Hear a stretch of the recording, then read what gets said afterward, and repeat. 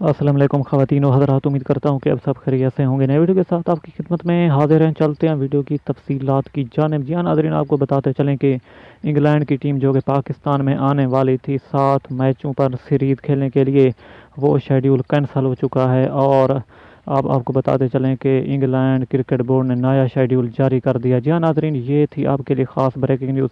اگر آپ اس چینل پر نئے ویور ہیں تو ویڈیو کو لائک کریں، چینل کو سبسکرائب کر دیں اور گھنٹی کے نشان کو دبانا نہ بھولیں تاکہ ہر ویڈیو کو نوٹیفیکیشن ملتا رہے۔ جی ہاں ناظرین، آپ کو بتاتے چلیں کہ شیڈیول تبدیل کر دیا ہے انگلینڈ ٹیم نے پاکستان آنے کے لیے۔